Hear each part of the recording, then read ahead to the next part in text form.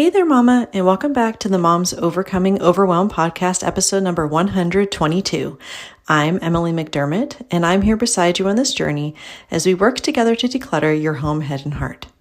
Many of you have reached out to me because you are struggling with some sort of illness, especially chronic illness, and things that are impacting not only your physical health, but also your emotional health. And decluttering and simplifying have definitely helped me on my motherhood journey when I have dealt with postpartum anxiety, and then also thinking that I had what we're going to talk about on the show today, PMDD, which stands for Premenstrual Dysphoric Disorder.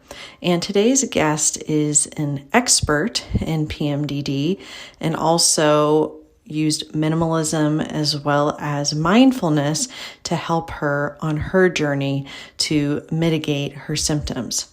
And so I'm very happy to introduce you today to Diane deJesus.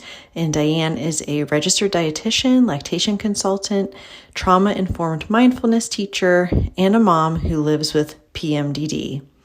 And after hitting rock bottom, unable to work and barely able to perform daily tasks, Diane found peace and acceptance in her relationship with PMDD through mindfulness as well as minimalism, which she'll talk about in the episode. And she lives in Texas with her husband, son, and their puppy. And I know you're really going to love this conversation. Diane speaks very candidly, not only about her journey, but also about how we, even if we don't have PMDD, but we want to have more emotional regulation in our lives, what her recommendations are as far as what we can do to simplify our lives to be able to mitigate those issues. So, what do you say? Grab the notebook and pen and let's dive into today's conversation with Diane deJesus. Hey there, Mama. Are you tired of all the stuff crowding your home, calendar, and mind? Do you wish you could say goodbye to the endless to-do list running around in your head? Want to declutter but don't know where to start? You're in the right place. Welcome to Moms Overcoming Overwhelm, where you will find proven and practical solutions to declutter your home, head, and heart. Hi, I'm Emily, a wife, boy mom, and simplicity seeker. I struggled to get pregnant and felt overwhelmed until I discovered decluttering could create the physical and emotional space I needed to become a mom. Now, 2 kids later, I've transformed my life and motherhood by developing simple systems around decluttering, capsule wardrobes, kid stuff, cleaning and tidying, meal planning, time management, and more, and I can't wait to share them with you. If you're ready to reclaim the time and energy you crave, be present with your kids, and finally enjoy the life and motherhood you so deserve, let's kick overwhelm to the curb, shall we? Grab your lukewarm coffee, your notebook and pen, and clear up some counter space. Let's do this. Well, hi, Diane. Thank you so much for coming on the Moms Overcoming Overwhelm podcast. I am thrilled to talk to you today. Hi, Emily. I'm so excited to be here. Thanks so much for having me on. Yeah, I was so glad when you reached out to me about being a guest on your podcast, because there was a time not too long ago that I was fairly certain I was dealing with PMDD, which we're just going to say what it is right now. And then for the rest of the episode, we'll use the acronym, right? Premenstrual Dysphoric Disorder. Dysphoric? Yes, Yeah, premenstrual dysphoric disorder. Dysphoric disorder, which in my mind, and we're going to kind of unpack a little bit more what it actually is, but in my mind at the time, it was what I like to call PMS on steroids, which for me, it was just like, why is it 2 weeks out of every month, like half my life, I'm having this increased sensitivity, increased anxiety, all these different things. But I am looking forward to chatting with you about that. That's kind of sort of how we connected. Yeah. But before we get into that, can you tell us a little bit about you and your family, sort of how you serve women through your podcast and anything you like to do when you aren't doing all of those things? Sure. So I am a born and raised New Yorker. I'm from Brooklyn. I met my husband in high school. We've been together ever since. And roughly 10 years ago, we picked up and moved to London in the UK to take advantage of a job opportunity. And that's where we had our son, who's now about to turn 7. And these days we live in Austin, Texas with our little Yorkie puppy. So definitely we've had some big changes, big moves. Professionally, I am a registered dietitian and an international board certified lactation consultant, which is another mouthful. But more recently, I also am a trauma-informed mindfulness teacher, and I work as a mindfulness and acceptance coach to people who live with PMDD. And when I'm not doing that, let's see, I love to knit. I love being really active and in the outdoors. So dancing and hiking and rock wall climbing and all that kind of thing is kind of how I Wow. like to spend my free time. And I know that Austin is a very like outdoorsy type of place. It just seems like a really cool place to live. So I'll have to visit you someday. Is. You are Yeah. welcome to. We have the fun thing is that we have so many beautiful hiking opportunities and really unique outdoor parks and things. So we can drive down the road and go see a park full of peacocks, or we could spend every day of the year going on a different hike every Wow. weekend. And it's Wow. really fun. Yeah, very cool. And I have used lactation consultants for both of my children, and that was a godsend. So appreciate all the things you're doing to support women and moms specifically. And I would love if you could kind of bring us back to a time in your motherhood. And this could be when your son is born, because I know there's a lot to unpack there, or more recently when you were feeling completely overwhelmed and you just didn't know how to shift things, but it was kind of like that rock bottom moment where you're like, okay, something needs to change. And what were you able to change to kind of get yourself out of that? Yeah, you hit the nail right on the head. I think my biggest overwhelm just came straight off the bat when my son was born. My experience of his birth was a traumatic one, and ultimately I was diagnosed with postpartum PTSD. I was very fortunate to somewhat quickly get a diagnosis and then get some really excellent treatment. I had a really wonderful therapist, and she worked with me on EMDR, which I believe is eye movement desensitization Desensitization. Yeah, and I did. reprocessing, right? Yes, I had that too. I did that too. Yes. And so I did EMDR. I was with her about a year and it was working great. I could see the progress. And then something interesting happened where suddenly I started experiencing either new symptoms or symptoms from the PTSD seemed like they were coming back. However, suddenly this whole toolbox of tools and strategies that I had learned from the therapist suddenly weren't working. And the therapist and I ultimately came to the conclusion that there was something else going on. I needed to look into it, perhaps see a medical doctor about it. Eventually, I realized I was almost certain it was PMDD. So I put together a bunch of kind of evidence. I came with all my research and my paperwork, took that to my doctor. This was with the NHS in London. Again, I really lucked out because this is not everyone's experience, but my doctor, she heard me, she saw me, she wasn't super familiar with PMDD, but she looked it up and she looked up the NHS guidelines and the NICE guidelines, and NICE being the acronym, I forget what for. It's and okay. and she said, yeah, I agree with you. I think it's PMDD. She wrote me a script for the medication I requested. And so I walk away thinking, well, now that I know what it is, I can figure out what I need to do to feel better. And like, let's move on. That's not how it worked, of course. And so here I am, someone who I've just entered motherhood for the first time. I just went through PTSD. I now have this new condition, which I should mention is both a psychological and physical and cognitive condition. So it really just from head to toe, inside and out, your whole life, there are so many symptoms and so many areas of your life and your day-to-day that it affects and the quality of your life. At my lowest, I was unable to work. I could hardly think straight. I could barely, during my luteal phase anyway, which is between ovulation and the bleed, I couldn't even read sometimes, understand just what I was seeing before me. Horrific aches and pains. I mean, just everything. It runs the gamut. And here I am trying to manage, take care of my little baby. My husband's traveling a ton for work. We live in a foreign country. We don't have family with us, and we have very few, very close friends. So I'm looking for some sort of relief.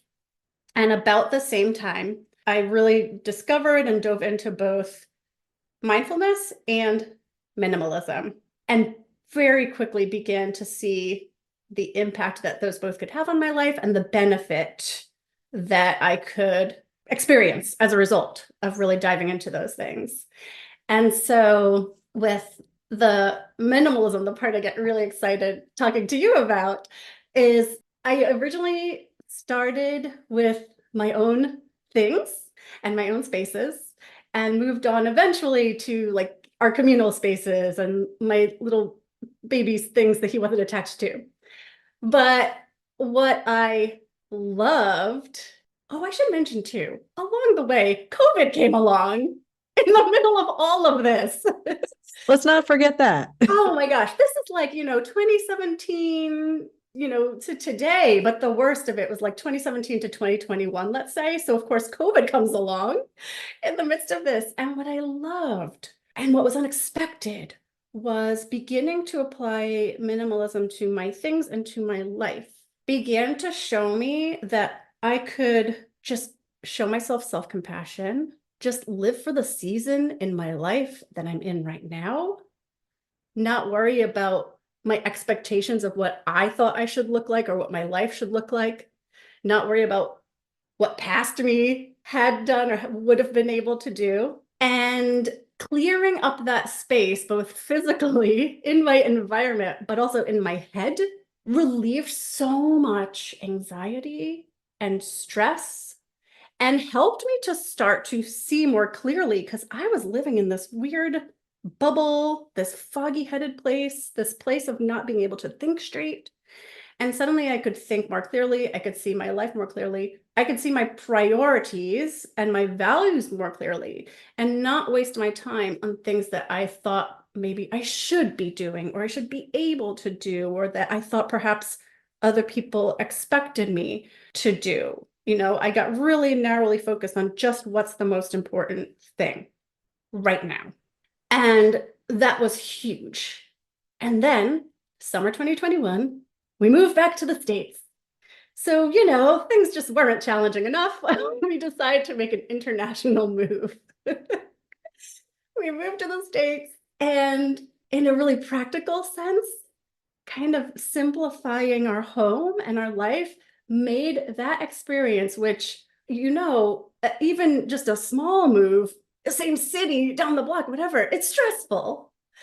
And being able to simplify my space and my life and my priorities helped streamline that process so much. It was so easy peasy, shockingly so. But even more so, we stopped first in New York for a while because that's where our family is. We stayed there for the summer. And in the fall, we ultimately came to Austin. And this is where I really started to, I think, apply more, like less minimalism, more like simple living, and applying the concepts of minimalism to everything in my life, physical, emotional, internally and externally. And I started doing more, PMDD wise, I started doing more tracking of my symptoms, planning my schedule, my calendar around the times that I knew would be the most difficult and challenging for me each month, saying yes to the things I wanted to say yes to and saying no to the things that just weren't going to serve me at that time. And huge, I developed routines. I don't know how I decided to do this, but I was really at one of those points where I just was barely hanging on in terms of getting through each day, taking care of my son, who was now in preschool. And so I developed like an AM and a PM routine, which to me was an extension of the minimalism and the simple living and the mindfulness. So every morning, no matter what, I would make the beds because I noticed the knockoff effect of like, if I made a bed, I might see the water glass and take it to the kitchen, or I might grab some clothes sitting around and put them in the laundry. There was a knockoff effect of keeping the home tidy. And I would do something related to laundry every day, whether it was putting in a load or folding a dry load and putting them away. And what was the other thing? I emptied the dishwasher. So it'd be ready for filling. And every evening it was like, I wouldn't go to bed without taking care of anything food, trash, or dishwasher related. So I'd wake up in the morning and not have the instant stress of being welcomed by, a nasty food mess. And these things really kept me going and kept me able to still be able to have fun times with my husband and my son and explore our new town, when I was feeling well, because they allowed me to I don't know if get rid of is maybe better manage what I think of as sort of unnecessary or preventable or manageable stressors and anxieties. Yeah. Yeah, that's so helpful. And I love the combination of mindfulness and minimalism because I think, especially if you're going through something like PMDD, where you have the anxiety, you have a lot that's going on in your body, of course, but a lot going on in your mind. And just like the constant rumination, the negative thoughts, the things that are really keeping you stuck. And the mindfulness is really, like you said, what is happening in this season? What is happening in this present moment? I'm not worrying about the future. I'm not ruminating about the past and things that happened to me. I'm able to focus on the here and now. And then when you have that combination with the simplifying and the minimalism and being able to have that clearer physical space, then it's like, oh, okay, I'm focusing on the now. And I can do these small practical things, like you said, like making the bed, doing a little bit of planning, having that margin in your mind to be able to not feel like you're in this victim situation and victim mentality all the time, and be more proactive about planning for potential symptoms that will come, because you still experience some physical symptoms, I would assume. Is that right? Yeah, absolutely. And what I learned with a lot of trial and error is that I can do all the things. I can try to do everything quote unquote right in terms of managing my symptoms. And life is going to get stressful. You might have to make a move, or you might have a small child, and things come up, which that added stress can suddenly make symptoms come back or make symptoms worse. And so what I've learned is that keeping minimalism and mindfulness in my life and coming back to them really helps to manage that, to kind of bring the symptoms down as much as I can, to help me accept them more and go with the flow better, to kind of go, okay, well, this is what it is right now. What can we do to work around it? Or what do we still have that we can do or that we can enjoy despite the symptoms? That's very helpful. I was curious, when if someone's listening to this and they're like, huh, I've never heard of PMDD before, I'm going to look into it. And they start doing a little bit of the research as to like what the symptoms could be. And my understanding is, depending on the number of symptoms, you have to have like a certain number checked off in order, like when you go to your doctor, to say, okay, here's my tracking, these are the symptoms I have, in order to get help. But if they're feeling like, okay, I think this might be the case, or they're just like me, they don't have PMDD, but they're very sensitive to their environment, they're sensitive to noise and to touch. Are there any kind of like places, either for mindfulness or minimalism or both, where you would be like, okay, let's start here? Like, this is where you should start kind of on your path. I know you were mentioning some things for like, making your bed and routines and Yeah. everything. But even on the mindfulness side, like where did you kind of start with incorporating that into your daily life? Yes. Okay. Well, firstly, if you think you may have PMDD, a great place to start is The IAPMD is the International Association for Premenstrual Disorders. They not only have all the information you need, but they have these really great downloadable tracking sheets. And you can use those to track your symptoms. And yes, you're correct. When you go to get a diagnosis, what the diagnosis is based on, what doctors want to see, is that you've had certain symptoms and a certain number of them consistently over a few cycles. So you probably want to track at least 2 or 3 cycles.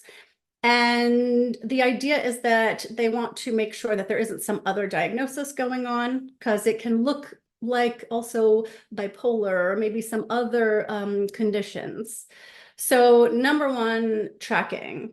And if you think you have PMDD or you might have PMDD, tracking your symptoms and starting to use that information to sort of build your routines and your schedule and your calendar around also, to me, is part of that whole simple living and mindfulness strategy, and can be super helpful. And then, yeah, I think that self-compassion is huge. And you just finding, you don't have to take a lot of time for it. I love transitions from one activity to another. I love to just stop, and any sounds that I have on, turn that off, stop the podcast that I love to listen to, and just take a few breaths, or just remember to look up and look around and take in my environment. Walking, I love to walk, and just remembering to take a moment and check in with yourself. Because a lot of times we're on autopilot and we're not realizing how we feel. So if we can just take a moment to check in with ourselves and see what maybe thoughts are running through our head all day or how we feel physically, that can be huge, because that can inform our next steps. And I think that making space both in your physical environment and in your mind, and this may sound cheesy or woo-woo, but in your heart, when you can sort of make some space between those thoughts and all the kind of foggy brain feeling, I feel like that's when we can start to gain clarity about what it is we want to do next, or what it is that we want to prioritize if our capacity is decreased. So trying to find the ways that work for you, whether that's mindfulness or minimalism or not, figuring out how you can create space between that autopilot, between the ruminating thoughts, between the brain fog and yourself, is probably the thread that connects all those things together, I think. Yeah, I love the, kind of getting out of autopilot and really finding ways to check in with yourself, checking in with your body. Because I find that even for myself, that you have the to-do list, and sometimes you're just okay, I'm just doing everything on this list, and you just do it all. And then you look up and you're like, wait a minute, did I eat? Did I drink any water today? What happened today? That happens a lot. And especially if you're having the brain fog and kind of that decreased capacity, it's sometimes you're just well, I'm just going to buckle down. But being able to have those check-ins is really important. And I know helps me when I'm not feeling grounded in whatever I want to be feeling grounded in, that swirling, the mind swirl that happens so often. Just being able to do those check-ins. And I'll make sure to link to that organization that you mentioned, because I think that'll really help. One thing I have learned about PMDD, but probably for similar conditions as well, is that medical professionals are going to want to see that tracking. That's a very important part of getting your diagnosis. And sometimes I'm thinking, when you're in the midst of barely functioning because of it, it's really hard to be okay, I need to track everything. But otherwise, you're still going to be kind of stuck in that spot, right? You just really have to kind of do what you can to track as much as you can. Is that correct? That's true. Thank you for bringing that up. It can feel like another thing to do, and it can feel overwhelming. If the paper chart is too much, there's apps. I use an app called Clue. The IAPMD has their own app. Anything that you can do to get more information, to collect data to bring to your doctor, would be helpful. Well, I think this is really like a good little, I would say deep dive. It kind of is a deep dive because I feel like most people have never even heard of PMDD. And they probably either, I think I was trying to find the statistics that it's what, 3 to 8% of women, at least in the United States, deal with it, but it goes largely undiagnosed. From my Correct. understanding. Yeah. In fact, I just got a Google alert about a piece of news today. The Oxford University has some new research. They think it's about 31 million people worldwide. So it's about 1.6% of women, girls, people assigned female at birth who have a cycle and are of reproductive age. 1.6% might not sound like a lot, but it's about 31 million people worldwide. And those are the ones who have that tracking and like really obvious symptoms. And there may be many more that we don't know of. Well, I appreciate what you're doing to kind of bring this to light and then to also give some really practical and tactical helpful tips for how we can navigate it. So I would love if you could let everyone know the best way to connect with you if they want to learn more and kind of learn more about the things you do from a mindfulness and coaching standpoint. So let us know where we can connect with you. Yeah, I think the easiest are I do have a podcast called Mindfulness for PMDD with Diane. And I have an Instagram account at Mindfulness for PMDD. And both of those will contain all the links you need. So in my podcast, in the show notes, you've got all the links to connect with me. And in my Instagram, I do have a link tree with all the links to get in touch or to learn more. Wonderful. Well, thank you so much for coming on the show, Diane. This was a really helpful conversation. I know it's going to bless a lot of moms that might be struggling out there. So thank you so much for coming on the show. Thanks so much for having me. I love chatting with you.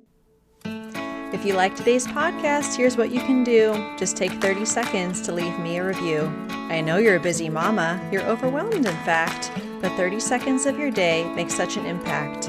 I'll be blessed by your words. They'll definitely make my day. And who knows, you might be entered for this month's giveaway. In Apple Podcasts, scroll down to write a review. Thanks so much for your time. I'm so grateful for you.